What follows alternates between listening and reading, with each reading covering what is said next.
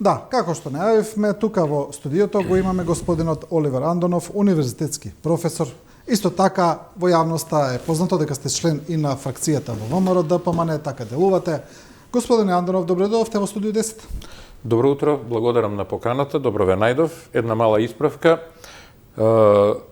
Ние пред се од фракцијата сме членови на ВМРО ДПМН. Фракцијата не делува како посебен политички субјект, туку делува како дел од ВМРО ДПМН, но тоа што сме фракција и сите оние кои поддржуваат фракцијата, не се членови на фракцијата, туку поддржувачи на фракцијата, со политичката идеја и со ставот дека политиките кои актуелното раководство, односно председателот моментален Мицкоски ги води, се погрешни и штетни како за ВМРО ДПМН како политичка партија, така и за Македонија, зашто можеме исто така да зборуваме во овој разговор. Да, секако. Кога сме кај раководството на ВМРО ДПМН и председателот на партијата Мицкоски, во однос на уставните измени, нешто што е, да речеме, еден од главните политички моментуми кои се случува во државата во изминатите месеци, неговата последна изјава за тоа е дека ВМРО ДПМН ги прекинува сите односи со власта во врска со ова прашање, тој сите преговори, разговори и така натаму, дека единствено нешто што партијата ќе разговара е за предвремени избори. Како гледате на овој потик на партијата? Најпрво морам да кажам дека изјавите кои се слушаат од Мицкоски пред се ад-хок донесени изјави, кои јас поприлично несериозно можам да ги разберам, бидејќи се во основа и несериозни. Тоа се изјави кои го квалификуваат однесувањето на Мицкоски на прво место како one-man show, бидејќи ви тврдам дека ниту имало извршен комитет, ниту имало потврда на некакви одлуки на извршниот комитет, на Централен комитет, со кои такви изјави, какви што Мицкоски ги дава, се донесени како партиски став, подкрепени со здрава политичка логика и интерес и потврдени на Централниот комитет и запознаено членството. Ние во неколку наврати можеме да забележиме дека Мицкоски дава ад-хок изјави како собствено решение. Например, на една национална телевизија кај што имаше интервју, кажа дека до овој момент важи таа и таа понуда, до овој момент веќе не важи ни една понуда, важи само предвремени избори понудат. Тоа е одлика на едно автократско владење и токму ние како фракција се бориме против тој модел на владење и затоа основното барање на фракцијата е промена на статутот во партијата, заминување на Мицкоски, промена на статутот и внетрепартиски избори, односно да се даде управувањето на партијата на оние на кои им припаѓа. Тоа се членовите, народот, значи членовите на партијата. Добро, но Мицкоски кажа дека тоа е одлука на телата и органите на партијата. Еве, јас пред малку ви го кажав тоа. Ајде ќе бидам директен и безобразен дури, ќе кажам лажи. Затоа што нити имало извршен комитет, нити имало Централен комитет да верификува одлука на извршниот комитет по така важно прашање кое се однесува на иднината на Македонија. Не само на ВМРО ДПМН. ВМРО ДПМН како политичка партија има одговорности за Македонија. Сега, друго прашање кое се наметнува е демократскиот капацитет на човекот.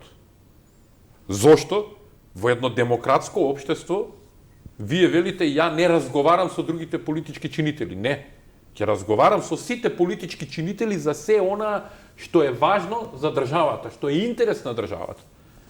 Инаку, вака како што одат работите, до која цел ќе дојдеме? Да го затвориме ВМРО ДПМН? Што да направиме? Ајде, еве, токму за ова сега зборувате за без разлика на мотивот, зошто го кажал тој, дали е во согласност со членството, за самиот потек на партијата. Не, знаете што тоа е асоцијално однесување веќе. Овие, да дадеме еден контекст само, бидејќи ова доаѓа после еден период на прво имаше лидерска средба, нели? Па потоа таа лидерска средба излегува и Мицкоски и Ковачевски со, да речеме, изјави кои не беа баш комплементарни една со друга, како различно да ја виделе лидерската средба, па имаше несогласување околу тоа што е таму договорено, дали ВМРО ДПМН се согласиле или не се согласиле и така натаму. И имаме така еден следна настана и дојдовме до ова, каде што ВМРО ДПМН излегува и вели, ги прекинуваме сите односи со власта во врска со ова прашање. Значи, прво, не вели ВМРО ДПМН, таа изјава даде Мицкоски. Да, како председател на Тој е партијата. како председател на партијата и јас ви тврдам дека немало одлука на органите на партијата. Не е разговарано во партијата за таа работа. Второ, да се вратиме на лидерската средба која прашувате. Многу ретерирање имаше по однос на тоа што е кажано на лидерската средба. Но јас ќе потенцирам една многу битна работа која очигледно некогаш во медиумите се заборава така да се следи редоследот и да се концентрираат на поентите.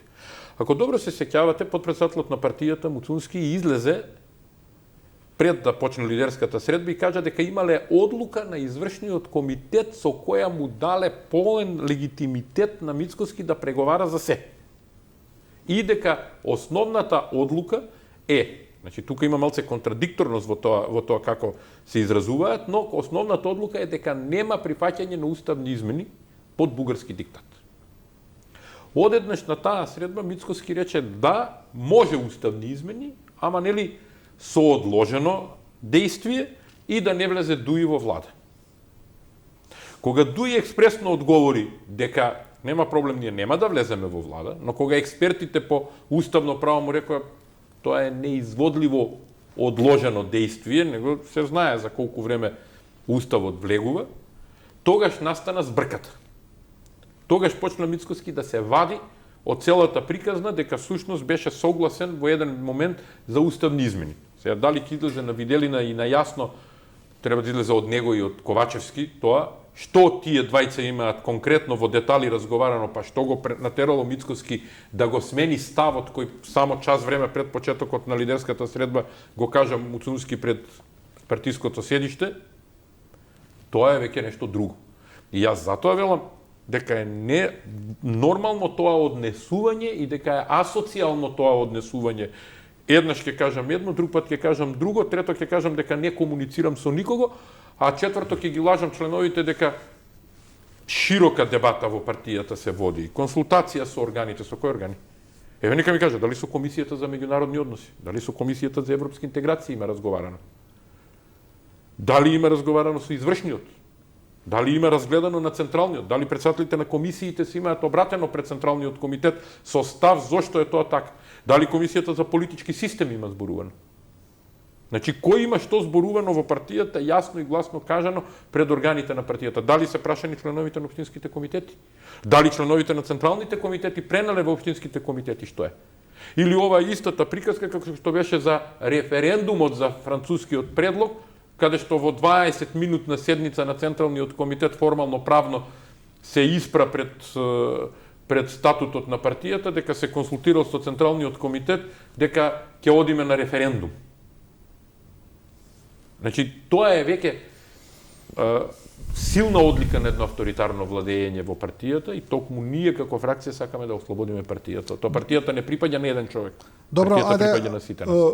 Добро, да видиме сепак до кај сме со состојбата, како понатаму. Оно што ВМРО ДПМН е аргументот на ВМРО ДПМН или на Мицкоски, како сакате, но мислам дека и други членови, не мислам, туку и други членови го кажуваат, е дека власта претходно не ги консултирала за ништо. Дека се носела сама одлука, сама си носела си водела преговори со Бугарија, сама го прифатила францускиот предлог и сега велат што барате од нас, сега ние да учествуваме и да бидеме комплементарни во овој процес. Како сами сте си виновни за ова, докај сте не донеле. Тоа е всушност суштината на ставот на ВМРО ДПМН. Така, прво да прескокнеме фразата суштината, тоа очигледно се обиде Мицкоски за да се подигне себе си, да го наметне и во рамките на ВМРО ДПМН, сите да употребуваат суштината е во тоа. Нема тука никаква суштина, тука има празност. Потполна празен простор, дупка.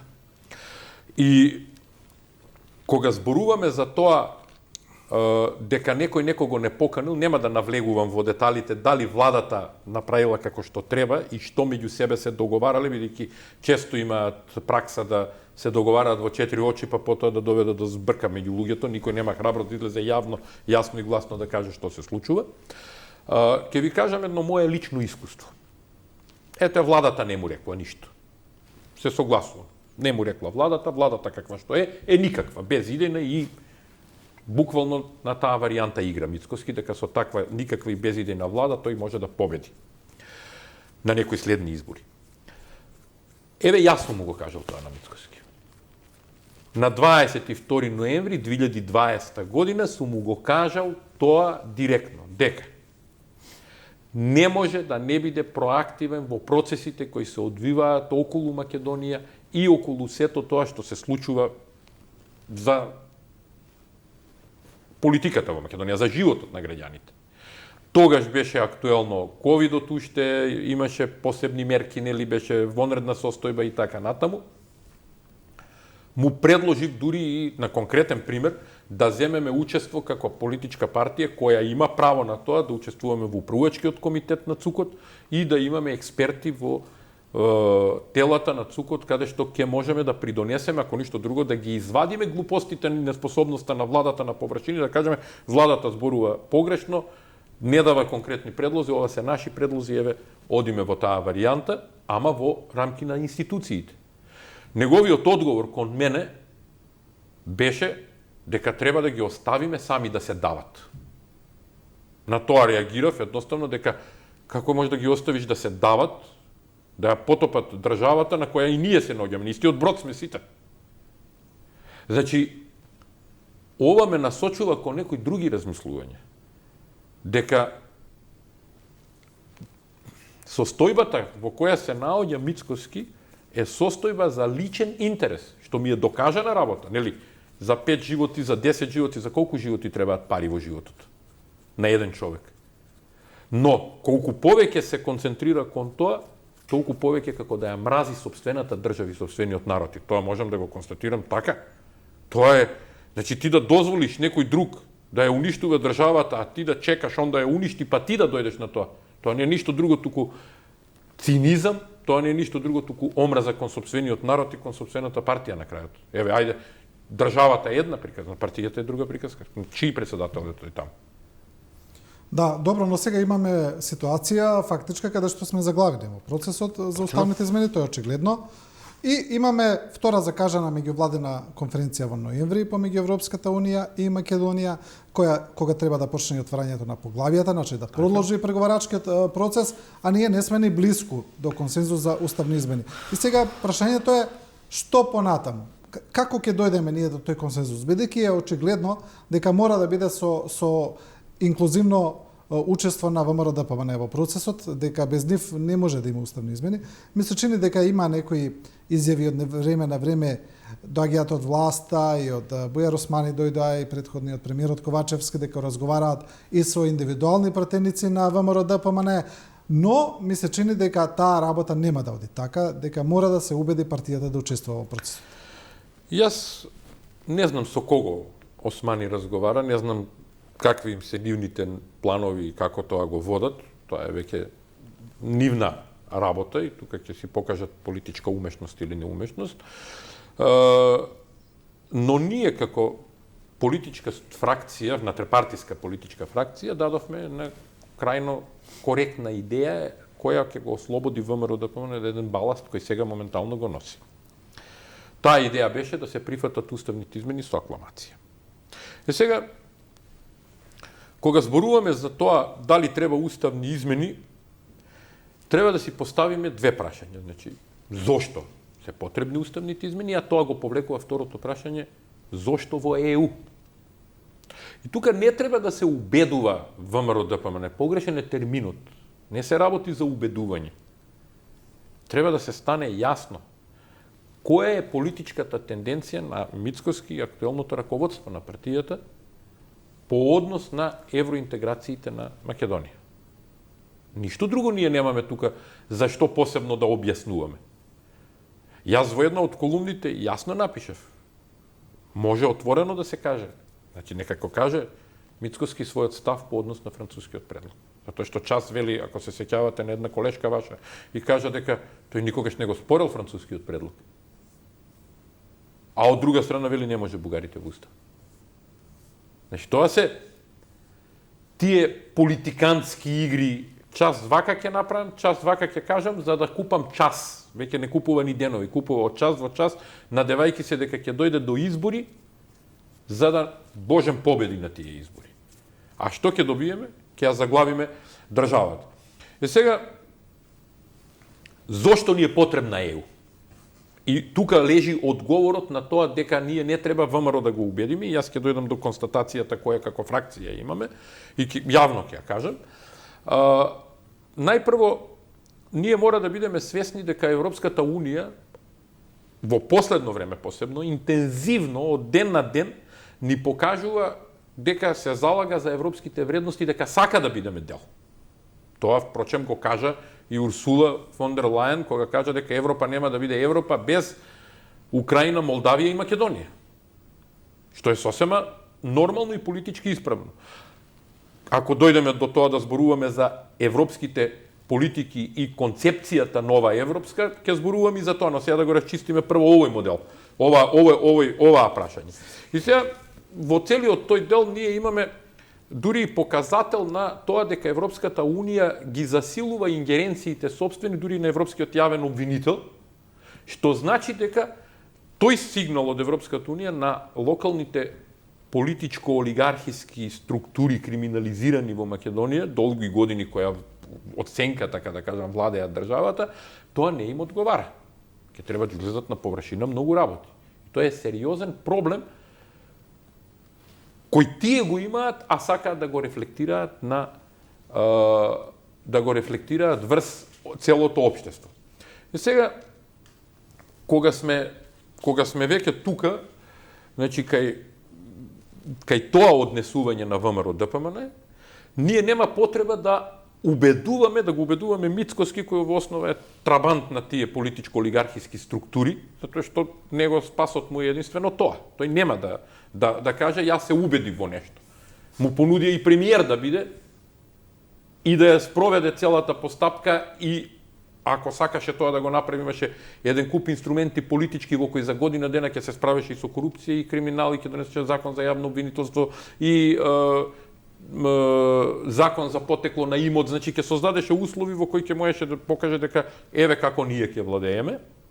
Но тој го одби сето тоа, затоа што целта е да не влеземе во ЕУ, токму да не се случи ова што вие го кажавте меѓувладината конференција. И сега ние како политичка фракција во ВМРО ДПМН, како внатрепартиска политичка структура, имаме една сосема поинаква визија за тоа. Покрај тоа што предложивме со акламација да се донесат промените на уставот, што во многу ќе го растерети ВМРО ДПМН, пред се нема да дозволи внатрепартиско расцепување, бидејќи ние како фракција немаме воопшто таква идеја, туку напротив сакаме да го сочуваме ВМРО ДПМН како целина, бидејќи е потребно и на општеството, и сите членови си ја сакаат партијата, и ние не се разликуваме во тоа од останатите членови. Ние можеме единствено да кажеме дека ги повикуваме пратениците да во име на проевропскиот пат на Македонија, во име на проевропското ВМРО ДПМН, кое во 90-тите години беше носител на таа идеја, да гласаат за уставни промени, а ние како фракција ќе бидеме тој чадор кој ќе ги подржи и ќе ги заштити од внатрепартиското малтретирање на Мицкоски, односно тоа што сега им го прави и ги држи под притисок. Мислите на одредени пратеници, на дел од пратениците? Не, ние сите ги повикуваме. Не знам дека ги повикувате сите, но... Ние генерално кажуваме, сите пратеници треба тоа да го направат. Но дали е идејата преку дел од пратениците да се дојде до мнозинство или не? Ама, знаете како... знаете, алудирам на тоа што се случуваше предходно, со Преспанскиот договор. И што имаме ние од тоа што се дојде предходно до една таква состојба? Имавме поделба во партијата, имавме шиканирање на луѓе. А кога сме веќе кај Преспанскиот договор, можеше ли Мицкоски тогаш да се бори и да учествува во преговорите на еден друг начин? Туку и да протестира, и да каже јасно и гласно дека тој Преспански договор, таков како што го потпишаа Заев и Димитров, е спротивен на Виенската конвенција за дипломатски односи. И еден ден јас сум убеден во тоа, и Димитров и Заев, едниот како потписник, другиот како договарач, ќе треба да одговараат пред Македонскиот суд. Затоа што направиле нешто што не е во ред. Но, сега да се вратиме на тоа што беше како последица, нели, 8 теми на што ги велат, па сега на истите тие 8 теми, на посебно на Канчевска, повторно играат. Значи, играат на ниски страсти. За да се избегне тоа играње на ниски страсти, за да страдаат утре пратеници од ВМРО ДПМН прогласени како предавници, па да ги малтретира некој, па внатре во партија да бидат исклучувани, не исклучувани и така натаму, а бидејќи внесувањето на бугарите во уставот не е ништо страшно, дури ни приближно до онаа што го направивме со промена на уставот, со промената на името и еден куп други работи внатре, со Преспанскиот договор, ги охрабрувам моите партиски колеги пратеници во собранието, едноставно сите заедно да со акламација ги прифатат тие уставни промени и дека како фракција ние секогаш ќе застанеме со нив, до нив, пред нив, за да ги поддржиме во тоа дека донеле исправна одлука, да не може никој во партијата да ги малтретира. А мислите ли дека власта би се решила на едно таква сценарио да повтори повторно? Да се обиде да регрутира пратеници одредени, па да додаѓа до мнозинство? Видете. Мислите ли дека би оделе на таква сценарио? Јас сум убеден дека власта во желба да било што прикаже како резултат во недостиг на еден куп други работи и безидејност, може да се обиде да го направи тоа. Бидејќи ги знаеме сите последиците од тоа сценарио. Но тоа би било многу... Бидејќи излегува многу грди последици. Токму за тоа изборувам, токму затоа и реков дека акламацијата е решение. Значи, прифаќањето на целата пратеничка група на ВМРО ДПМН, сега може ќе се јави еден двајца кој до крај ќе мисла дека не треба ради заштита на собствениот интегритет, таму имаше луѓе кои палеа француски предлози во собрание и едно и друго, и мене ми е жал што е тоа така, но и тоа е дел од политиката и фолклорот, па може и тука да се премостат работите, така што кога зборуваме за власта, токму може да зборуваме за некои приземни идеи, например, да купат пратеници, па со тоа да го дезинтегрираат ВМРО ДПМН. Ако пратениците прифатат самосвесно дека треба да гласаат со акламација за уставни измени, политичка жртва ќе биде исклучиво и само Мицкоски. Да. Бидејќи тој си ги постави бетоните на границите бетонирани свој, дека нема поместување, и обидите ефтини од некои негови таму, да не се изразам на друг начин, блиски луѓе, да го представат гласањето за уставни измени како ставање клjuč на врата на ВМРО ДПМН, се сосема погрешни. Тоа не е така, не може да ги плашиме членовите на партијата дека ќе ја згаснеме партијата, туку токму напротив, не гласањето за уставни измени ќе ја воведе ВМРО ДПМН во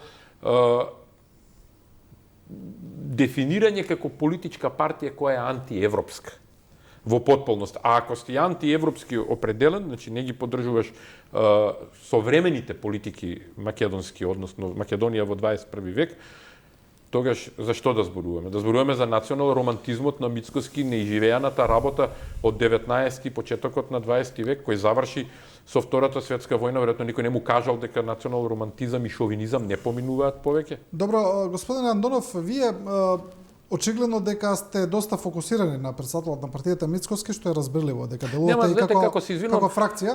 Не е тоа личностна фокусирање на мене.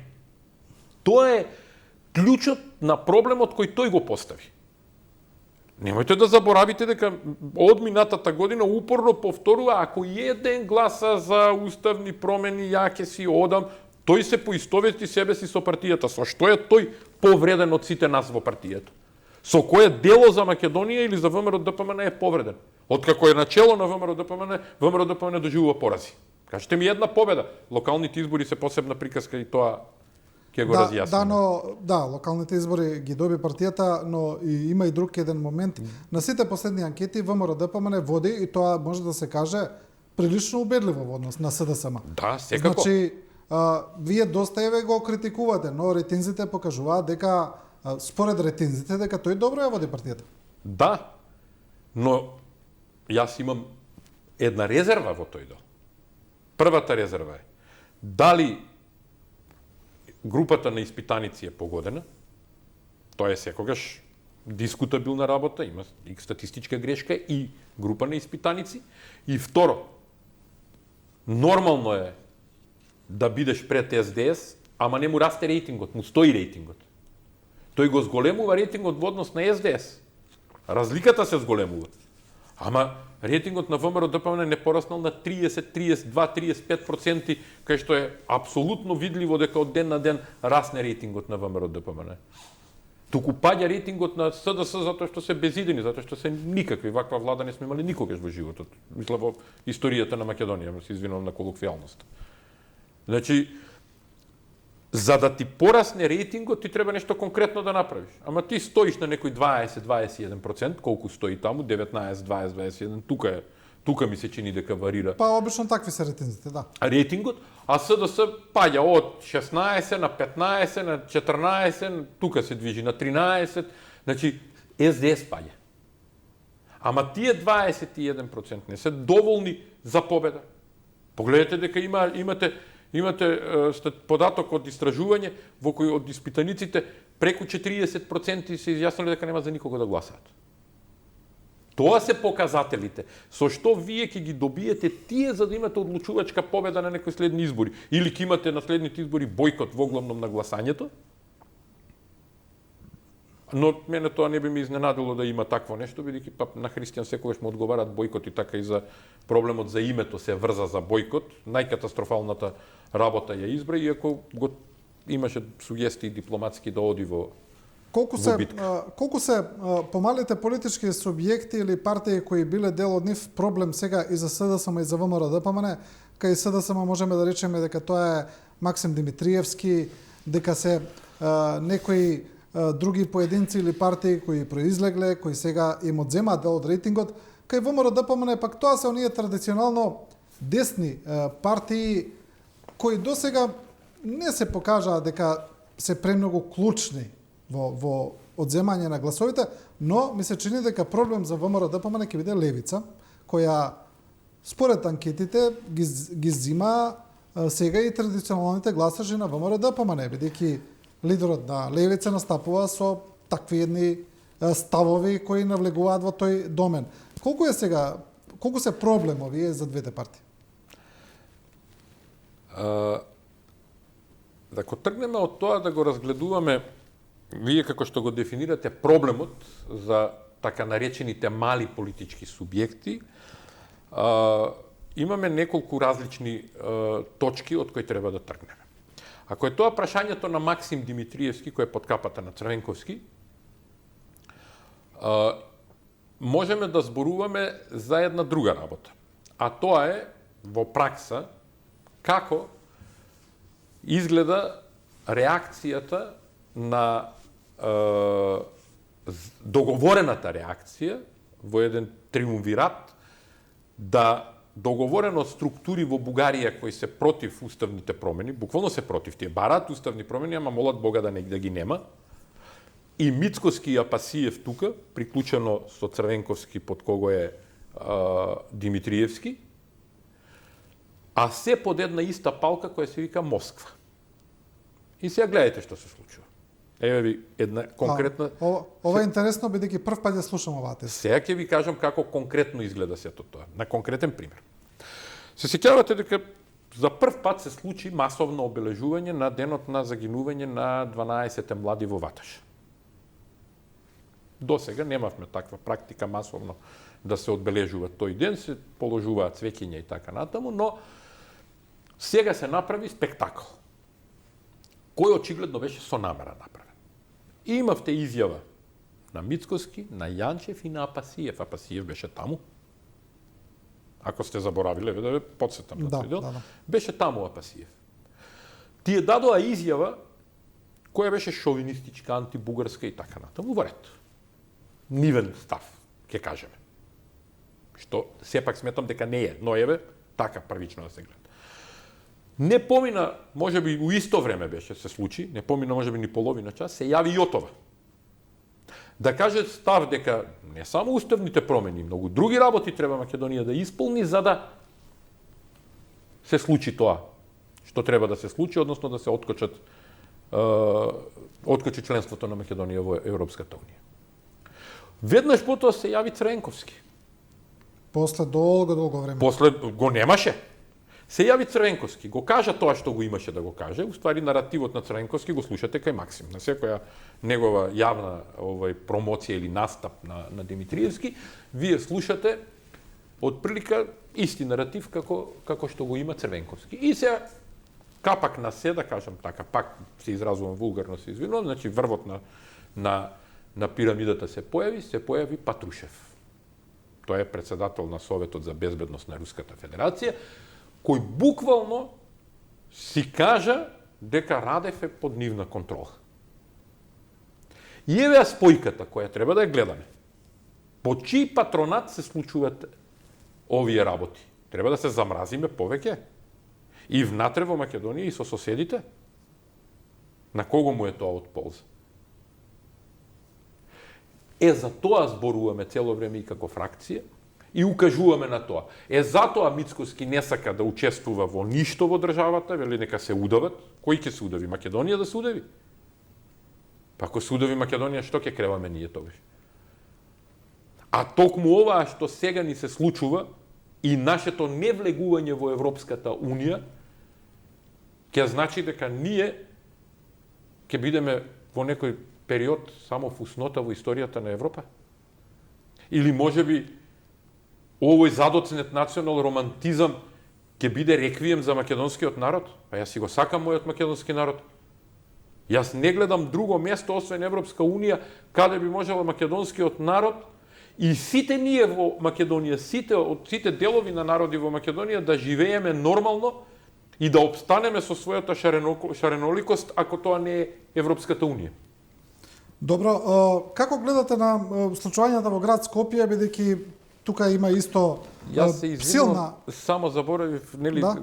не го спомнавме Апасиев во делот. Да, добро. Само да се вратам на тоа, Па да вие објаснам. кажавте дека е во тој чадор, Сликата да биде појасна. Да.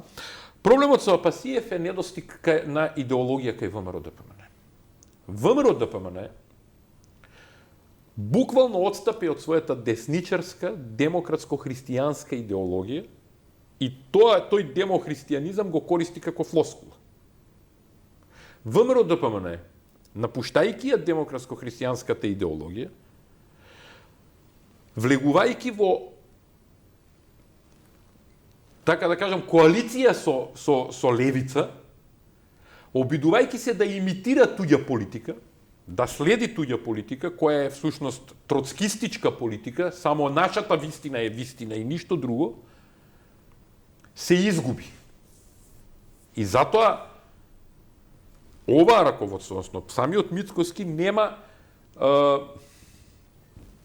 основа идеолошка, десна, туку имитира политика, односно идеологија на Апасиев. Го следи лудилото на Апасиев.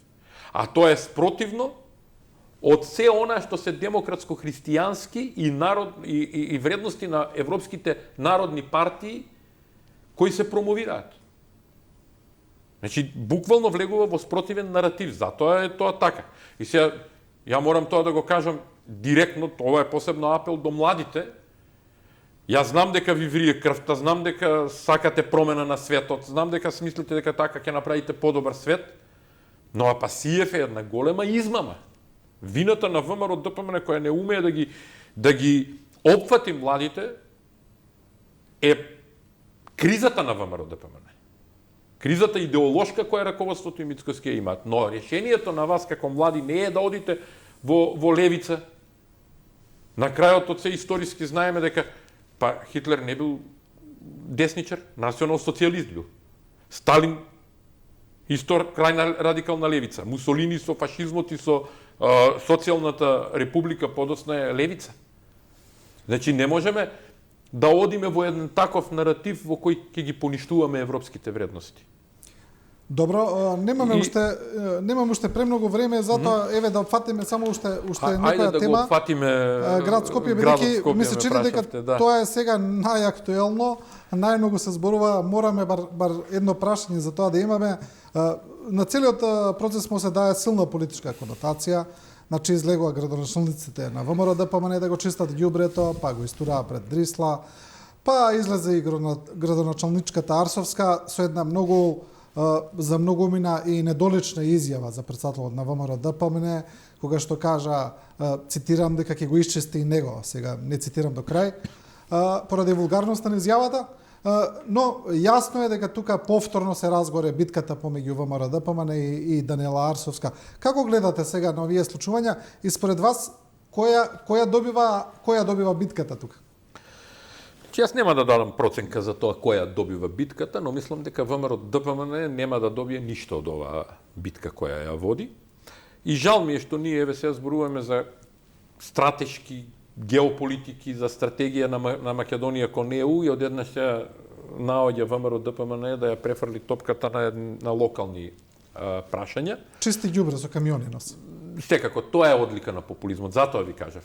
Одлика на социјалистичката идеологија, на популистичката таква идеологија е еве ние што сега за граѓаните ќе направиме. Не. Тоа е превртената слика. Во основа тоа е цинизам. Во основа честно да зборуваме. Даниела Арсовска е производ на Мицкоски, не е производ на никој друг.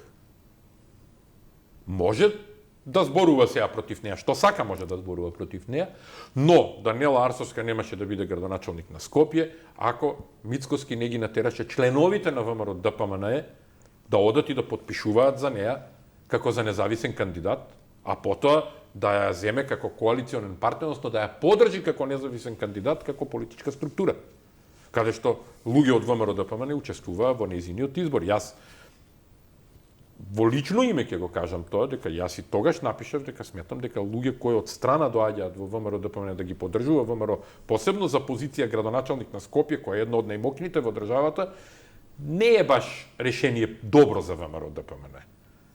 Едно ќе беше и тогаш кажав доколку Даниела влезеше во партијата како член на партијата, па поминеше низ градскиот комитет Скопје, па поминеше низ органите на партијата.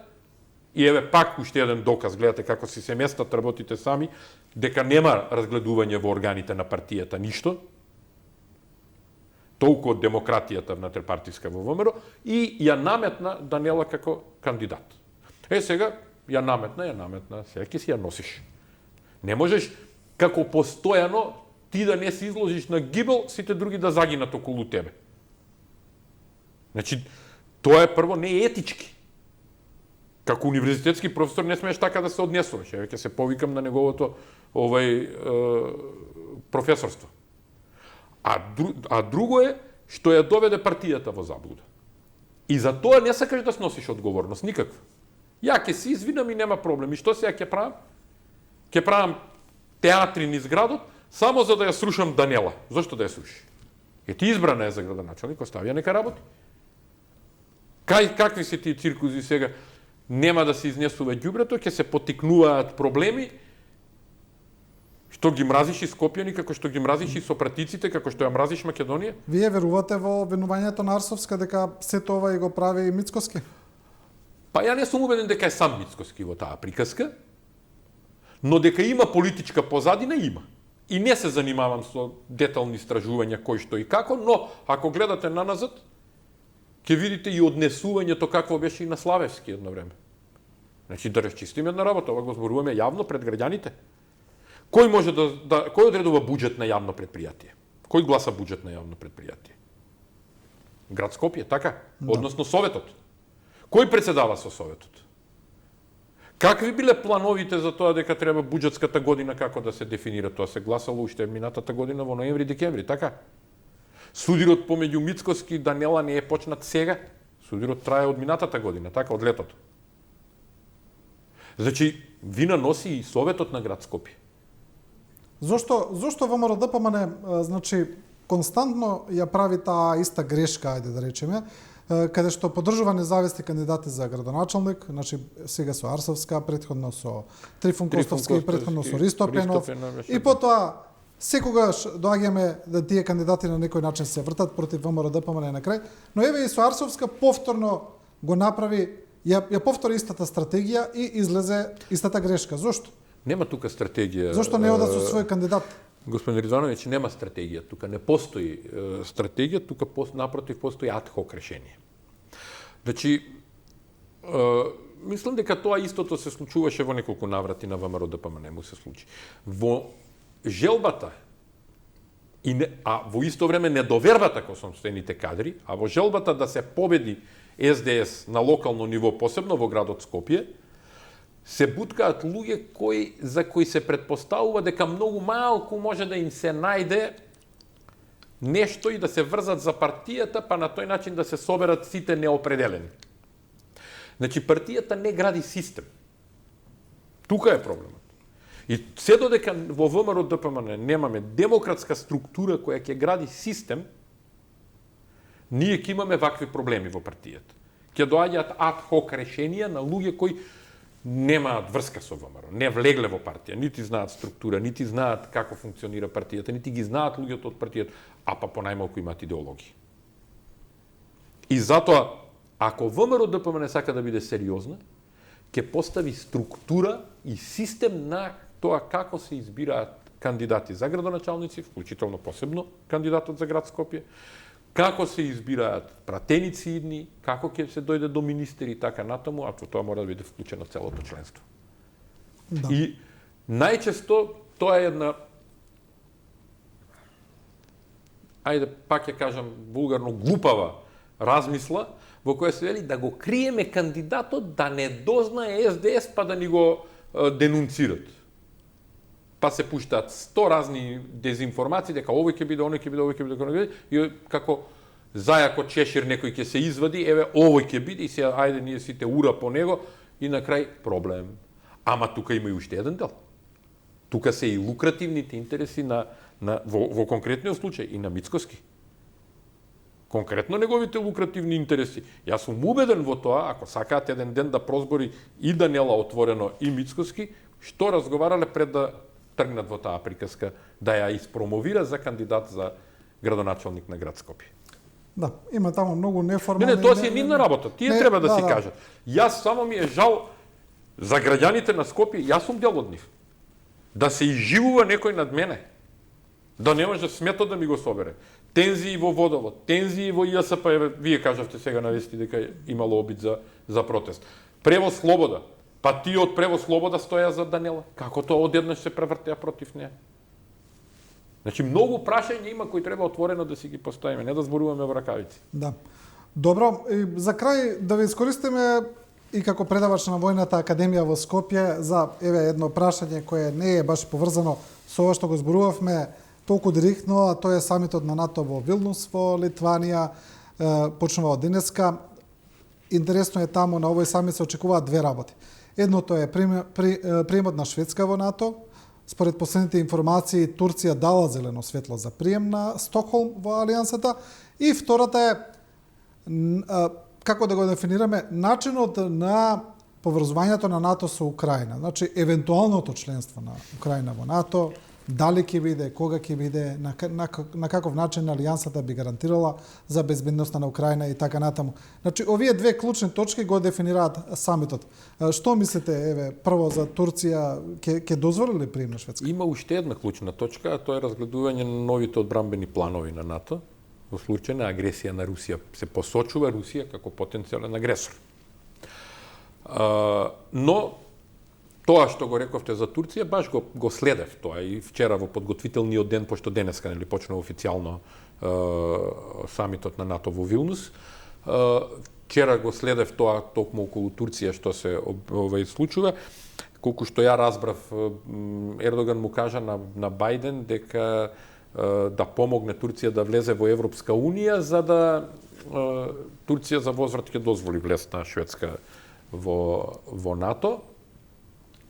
И тука имаше различни информации, малку дојдоа, но во еден момент се појави една информација во која Европската Унија одговори на тоа барање дека тоа се сепак два различни процеси, нели? И навистина се два различни процеси. Јас во една од моите колумни ја бев нарекол Турција војна крајна на Европската Унија, нели, заштита од Блискиот Исток, односно од непосредното соседство на Европа. И прашањето е во моментов што ќе одлучи Европа во незината, затоа не го опфативме тоа прашање, во незината стратешка концепција, во концепцијата на Европската Унија за етаблирање, нејзино дефинитивно етаблирање како глобален политички актер во економска, политичка, војна смисла, бидејќи знаете дека одвоија 500 милиони евра за развој на војната индустрија. Европската унија тоа го направи, што покажува една силна тенденција да се етаблира високо Европа, а каде што има некои други спротивности од други центри на моќ. И сега тоа е идејата на Европа, дали ќе сака да ја опфати Турција во тој дел и во оваа фаза, бидејќи стотина милиони луѓе се во прашање, нели, друг тип на држава, моќна држава и така натаму, но во исто време укажува и на тоа дека Турција заигра отворено на страната на НАТО после долго време.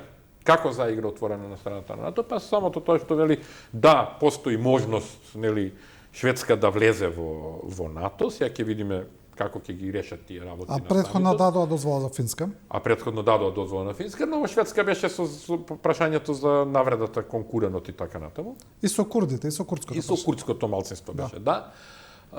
Но има една друга за мене поинтересна работа која Турција ја одигра, а некако помина незабележливо можеби.